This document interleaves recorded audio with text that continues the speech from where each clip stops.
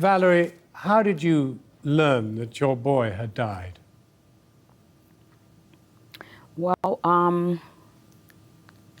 my daughter, first of all, she's on Facebook or whatever, and she saw the live streaming of the actual event.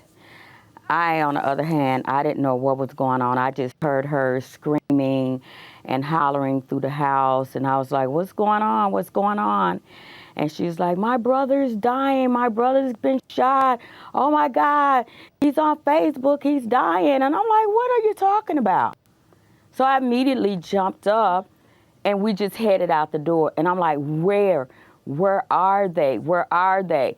And we really couldn't get a fix on it until she said that it was a sign that stated Falcon Heights, you know, like entry into that little area.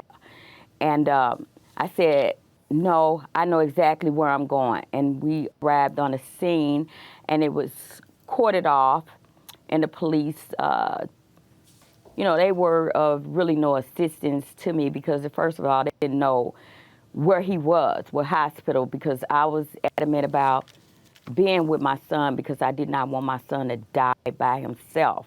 By the time I made... Forgive me interrupting, but did you ever talk to your son about how to behave, if ever in contact with the police? Absolutely. Absolutely. It's really a shame that we as African-American people, we have to have that talk with our sons and our daughters as to if you're approached by the police. Don't say anything. Do exactly what they ask you to do. Just comply. Comply, comply, comply. Because it has gotten to the point where this is a routine thing. Black people getting killed by a police officer, and there's no consequences. No one is held accountable. But I had that talk with my son. Yes, I did. Right. Now, often. Let me just talk now to your lawyer for a moment. Judge Glenda Hatchett, you're going to fight this case.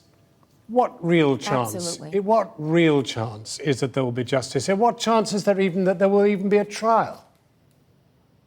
Well, let me first of all explain that I will not have the responsibility for prosecuting the police officers. I am representing the family on the civil side, but I am doing everything I can to urge that there be a special prosecutor on behalf of the family. I've already made those formal requests. We will be making a formal request to the Department of Justice with the U.S. Attorney General, because we want all eyes on this case. I have to explain that this is a man who was employed, who was loved by his family, adored by the community, who all of his co-workers, all of the children loved him. He had no felony record. He was not combative. He was not fleeing from the police. He was still in his seatbelt when he was shot. He was permitted to have, he had a legal permit to have a gun. And so if this happens to someone who is in full compliance, how can it possibly be justified? And I am going to do everything in my power to raise the level of consciousness and visibility on this case, and we are going to be insisting that the prosecutor proceed vigorously on this case. There is no other alternative. Let me just come back to you in a moment, go back to Valerie. Valerie, you must have been buoyed by what you saw on the platform of the Democrat convention, because it seems that the Democratic Party and its candidate are determined somehow to rectify this desperate imbalance. Yes, it needs to stop, because we cannot coexist with this type of behavior. There needs to be accountability.